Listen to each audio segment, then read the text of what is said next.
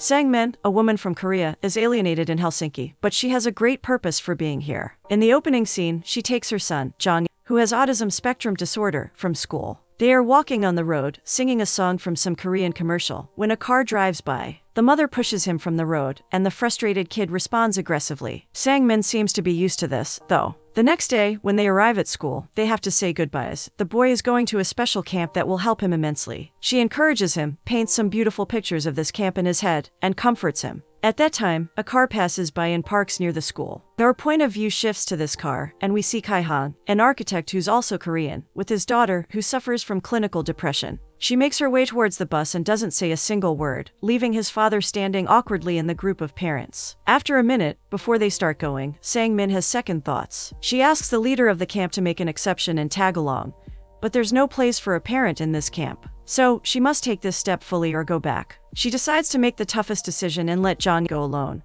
But now all the difficulties of being away from her son will haunt her, and she's desperate for a cigarette. She takes one out and approaches Kai-hong, asking for a light. He lights her cigarette, and when she walks away, he stops her, asking if she's from Korea. This is the starting point of their relationship. Sang-min hesitates at first but then asks him where the camp is. As it turns out, it's not that far. For some reason, Kai-hong decides to do her a favor and give her a ride to the camp. In the next scene, they are both in his car, driving through the endless forest, and she can't thank him enough for this. They don't talk much, they both lack a sense of self without their children. They are both emotionally attached to their kids. She feels rather calm with this stranger in a car, traveling through woods, and she falls asleep. When she wakes up, she suddenly discovers that the man is gone. She is alone in the car, in the middle of the road. She walks out and finds him nearby, in front of the frozen lake. Into the unending whiteness, he points towards the camp across the lake and starts walking, offering her jokingly to go there by foot, through the frozen lake, to see the kids. But now, when she sees where they are, she feels better, so they go back. On the way, they stop at a gas station, and she offers to stop somewhere to eat. It's her turn now to return the favor, so they find a cozy place to have lunch. There, we see them smile for the first time over Kai-hong's inability to take spicy food, evidence that he's been living in Helsinki for a long time now. He says that it's alright here, but life goes on here as it would elsewhere. Sang-min doesn't like this vague answer, so he adds that the only difference is the silence and the snow. When they come outside, they are told by the police that the road is blocked, and they must wait until the snow stops and the road clears. Kai-hong suggests that she catch a train while he waits it out, but she is not willing to abandon him here, since they got stuck because of her, and besides, they are closer to the kids like this. And so they go inside and pass the time, talking about their kids,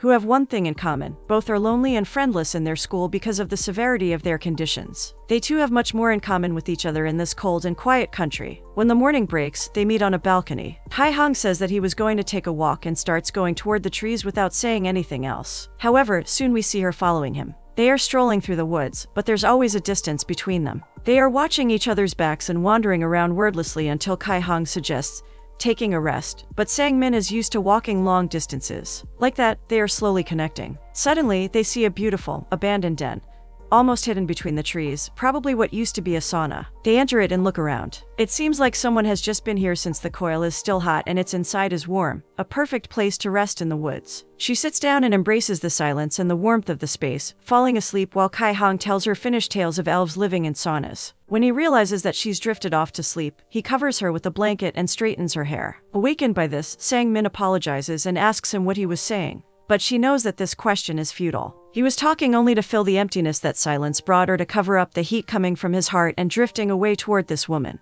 She feels the same way too, and so she pulls him in close, and they kiss with the passion of a couple that hasn't seen each other for a long time. But after a while, Kai-hong decides to stop and not go any further. In the following scene, she admits that she's been feeling strangely calm even though her kid is away from her, and this huge confession pulls them closer and creates a strong bond between them. Kai-hong cuddles her from behind until she faces him, and they spend the whole day inside a den somewhere in the forest. The road clears, and at night, he drives her home. She is about to go wordlessly when he realizes that he doesn't even know her name, despite this unquestionable connection, and stops him. But Sang decides to leave it as it is, holds his hand, and exits the car. She struggles to sleep that night and calls her husband distant and indifferent. In the morning, the kids arrive. She hugs John, who's upset because his feet are cold. He wants to go home. Hugging her kid, Sang-min suddenly notices that Kai-hong's daughter is picked up by a woman. The last few days seem extremely distant.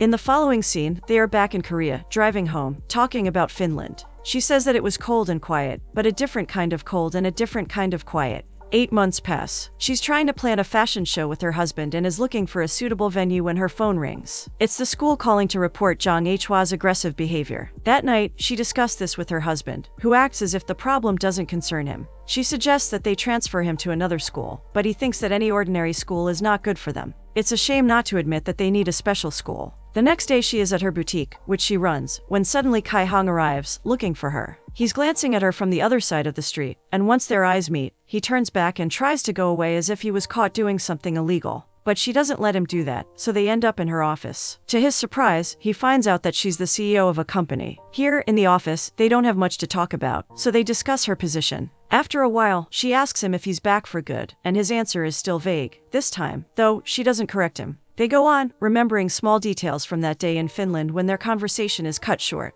He must leave, and now she asks a meaningful question. Was this arrival a coincidence? The answer is still vague. It's 50/50. It seems like their relationship is going to continue. In the following scene, we meet Kai-hong's wife for the first time. She seems reactive and energetic after a long day, but is still warm and caring, asking a lot of questions considering his work. After some time, she goes into the kitchen to open a bottle of wine she bought but struggles while opening it. Eventually, Kai-hong hears a shuddering voice and stands quickly. The woman is strangely calm, as he suggests that he'll take care of it. As it turns out, she shattered a goblet out of frustration. So, his wife also has a severe emotional problem. The next day, Sang-min receives a message from him when the babysitter of Jang calls for her help. The kid is trying to drink his bathwater. Sang interferes and gets a hold of him, calming him down for a while. But suddenly the kid rushes towards the toilet and tries to drink water from there. Sang grapples with him, but he's big enough to throw her back. She lies there desperate, in shock that the kid hurt her, and Jang seems to be in shock as well. She smiles, implying that her child outfought her, and the kid cools off too. Kai-hong meets her outside her office again the next day. He manages to justify his behavior, though she wasn't responding to his messages. He offers to have lunch with her and convinces her to go since he knows a nice place nearby, and she must eat anyways. So they go, but she discovers that the nice place is really his workplace. The dining room is nice and empty because everyone is out for lunch. They have a similar conversation about his work and begin to eat. She asks several things and finally decides that giving vague answers is his habit. Next, they walk around the building, trying to close the distance between them created by the time they spent apart. But soon, other workers arrive, and their date-like meeting is done. At night, she works till it's too late to go home, and she stays in her office. Suddenly, there's an unexpected ringing at the door. It's Kai-hong. When she comes downstairs, he makes a joke that he's here for shopping and that he'll come by another time if they are closed. This doesn't make her laugh, but she lets him in. They go upstairs, making their way toward her office, when Kai-hong hugs her from behind as if he couldn't wait any longer. The bond that was created between them that day in Finland is too precious to let go of, and they both are eager to regain it and feel it again. So, they enter the office, intertwined with each other. They don't make much noise, but after a while, Sang-min hears a noise, and their hot passion receives a cold shower. She comes outside and finds Jang sitting on the floor, playing with the Rubik's Cube. Sitting down with him, a glimpse of disappointment runs across her face when she sees Kai-hong walking out of the office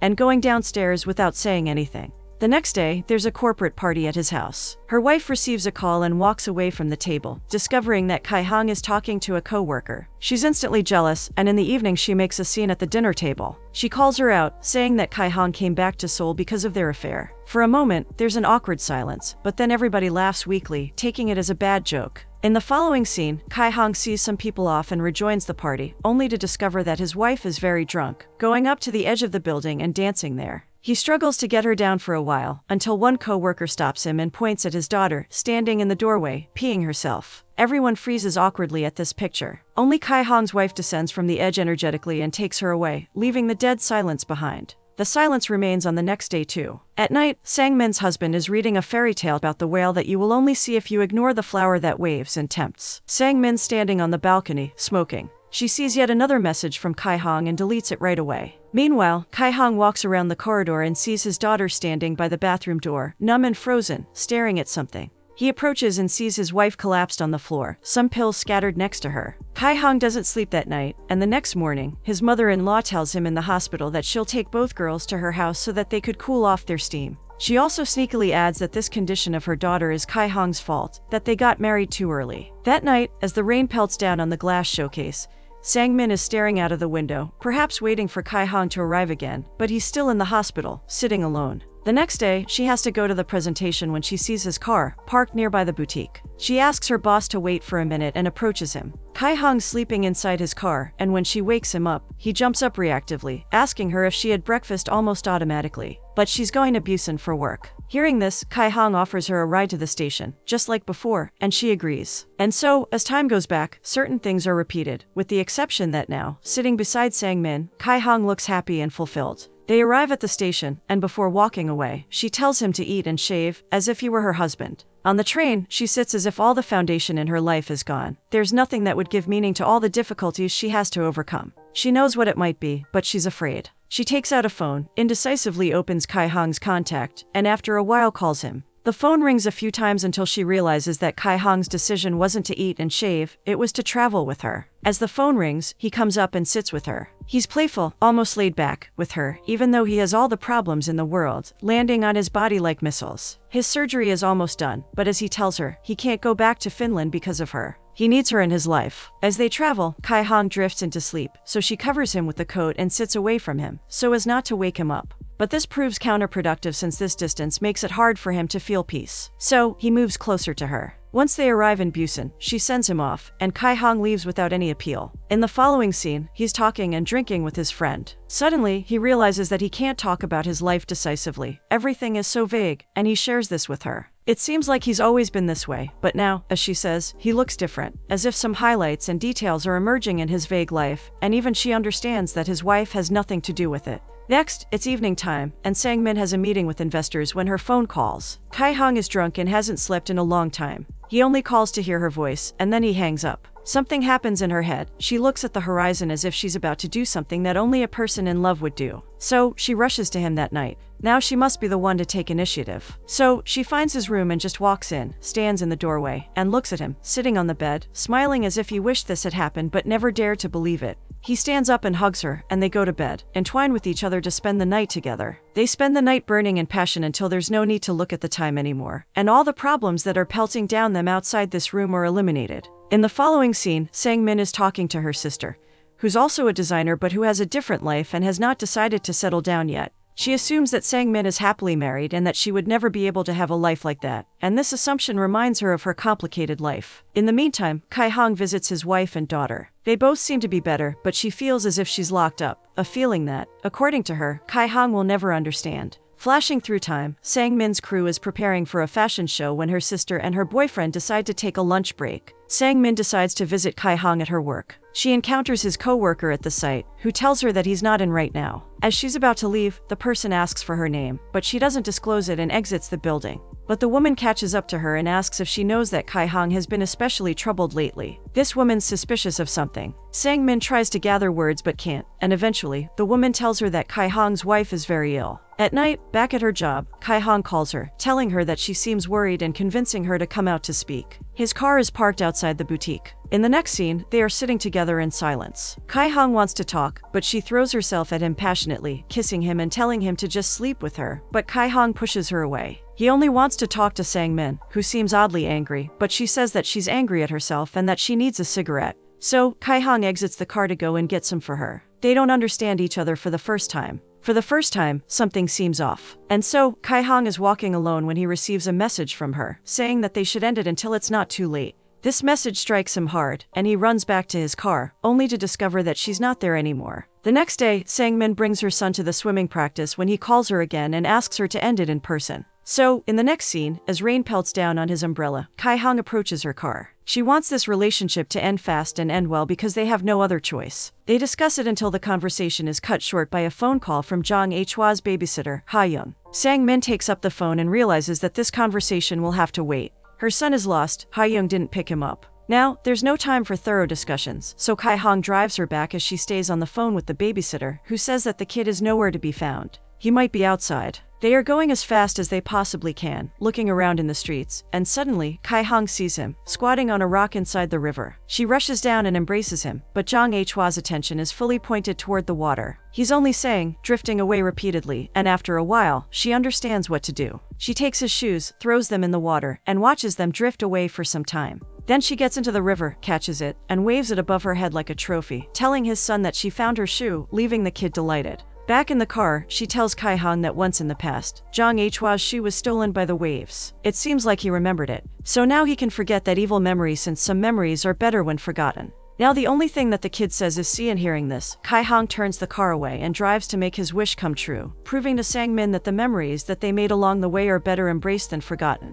The sky is clear when they arrive, and he watches them from the road as they play on the shore. Later, when they put him to sleep, Sang-min thanks him for being with her, and again their conversation is about to get interrupted. This time both of their phones ring, but neither of them takes it. This moment is too precious to be cut short or postponed, so they stay in it as their phones ring, pointing out that whenever they meet, they're traveling. And so, Kai Hong proposes to stay and end this unusual tendency. But, unfortunately, none of them are able to do that. Back in the city, Sang-min's husband isn't suspicious of anything at all. He maintains the same attitude toward her. They only speak of their son and nothing else. But meanwhile, Kai Hong's wife seems different. Once he gets home, she offers that they eat pasta and says things that she has never said before. She says that the only thing that she ever wanted was a man who would love her as a woman. And with Kai Hong, she always felt more like a patient. But she never felt compassion towards him when he was lonely and desperate, trying to overcome all the difficulties by himself. In the next scene, he's standing on the edge of his balcony, staring into the night, when his daughter touches his leg and calls him down. He kneels and sees his kid as she slowly and wordlessly gets closer to him and hugs him.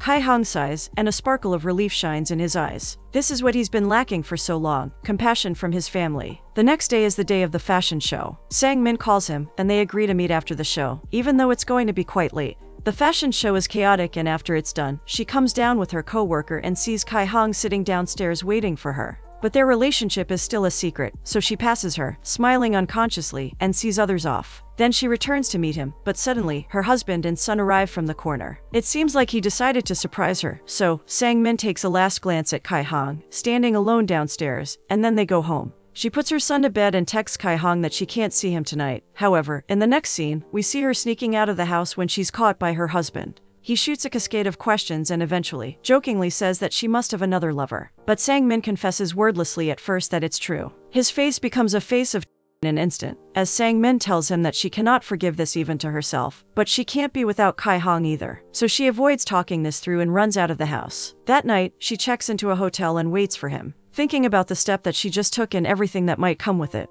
But all of that is in the distance, and the only thing that will bring the peace here and now is Kai Hong. He's late. In the next scene, we see him arrive in the corridor and approach the door of her room. He stops and freezes. He hesitates, thinking that maybe she was right in trying to end the relationship in the past because now it seems almost impossible not to enter the room. And so, we see his face, drowning in pain, while she looks out of the window, gazing at the night city. A year goes by, and from the conversation between Sang-min and her sister, we understand that Kai Hong never entered the room. Now she's all alone, trying to put herself together. In the following scene, we see Kai Hong as well, working in Finland on a huge project. That afternoon, he and his wife picked up their daughter from school. Suddenly, our point of view drifts to another car. It's a taxi, and inside we see Sang-min, stalking them. The taxi follows their car, and eventually, they end up in a restaurant. Sang-min goes inside after a while and sees the family, being happy now. She freezes for a moment, thinking that Kai Hong somehow was able to break the bond and continue a fulfilling life with his family, while she couldn't do that. Sang-min enters the bathroom, just stands there, and leaves after a while. However, before she disappears, Kai Hong sees her, and his expression changes instantly. From the glass, he sees her leave and suddenly jumps up to prevent it from happening. She rushes outside and sees the taxi driving away, but turning to his car, he notices that his daughter is looking at him. He stops and freezes in place, gripping his keys rapidly. Her point of view changes once more to Sang-min. She is sitting in a taxi, going as far from him as possible, because she loves him and does not want to disrupt his life or turn everything upside down again. Her phone rings. It's her ex-husband, but the connection is too bad, so she asks the driver to pull over. Now they can hear each other, and the husband lets her speak with Jong. The kid starts singing the song from the Korean commercial again, and the tears come drifting down her face. By this simple act, she's reminded of what she sacrificed and what she lost. Now she's away in a cold and quiet land, alone and astray without any foundation. The connection is lost again, and she apologizes to the driver for this emotional outburst. She asks her to continue the road, but the lady unfastens her seatbelt instead and exits the car, leaving Sang-min alone in the car with her sorrow and grief. As the driver smokes a cigarette, Kai Hong's car passes them by. The whole family is inside. Suddenly, his wife says thank you for something.